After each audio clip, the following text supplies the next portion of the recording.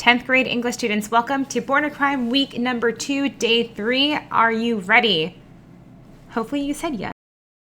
Today we will be answering the question, how does Patricia's childhood, again, Patricia is Trevor Noah's mother, how does her childhood influence the way that she uniquely raises Trevor? And keep in mind that for your Do Now, you must go to your Google Classroom stream, answer your Do Now question of the day, and your homework will be on your classwork sheet. So this is your sheet for the day. Again, as always, it's on your Google Classroom stream. We're going to go through a mini lesson and go through expectations for workshop and summary, as well as homework. So to start off, just a quick reminder of your signal words. So these are words to, instead of just saying, Trevor says, Patricia says, we can instead say, comment, acknowledge, insist, notes, observes, finds, considers. These are other ways to diversify your word choice, and this will make your writing look more sophisticated. So you also will have this linked in your worksheet to refer back to. So feel free to go to slide 24. And we also had this same slide in an earlier lesson this week, so you could look at that as well. Today's mini lesson will be focusing on gathering evidence and analyzing. So if you're going to have a really strong response when you're asked a question, it's really easy to start off with just offering your opinion. Why is Patricia a good mother? Oh, she loves her son. That's my opinion. But what we have more trouble with is locating the evidence that we need and then coming up with an answer that's logical, so based on your reasoning, and then also analytical. So the skill we're really looking to really learn or acquire today is, how do I form an opinion that is based on evidence that I can analyze? A little visual for you, you're going to gather evidence, analyze, so think, not just summarize what you read, but really think about what you have read, what that means, and then formulate your answer based off of that.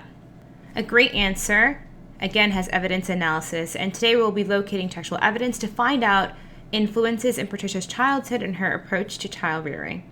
So for your workshop for today, we have actually changed this up. Normally we would have you go through all the passages, and at your tables you'd each pick one, but what you're going to be doing instead is you have your worksheet over here, and you'll choose one of these passage sets. So over here, you choose one, 63 to 65 or 66 to 67. You need something from Patricia's childhood, and then you also need something about Patricia as a mother. So again, pick one of these sets, either this one, or this one. And what we really want to teach you to do is find some evidence. Then go through and say, what does this evidence show? So if I see something about how she's encouraging Trevor to go out there and be independent, this is showing that she raised her son to be independent, to think freely, and this is revealing something about his character. Next, you're going to go into, how could this influence her as a parent or her view of life? So this is making your analysis go one step further.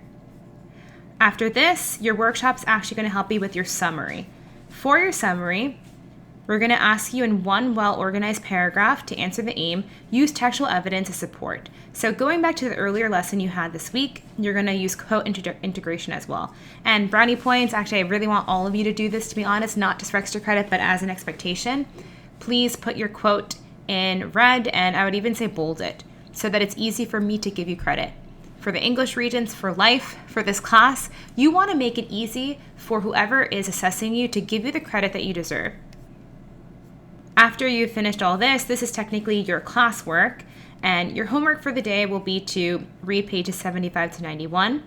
That's the prologue, as you always have a prologue before each chapter, and then you're going to answer these questions and write sentences using these vocabulary words, which we have defined for you already.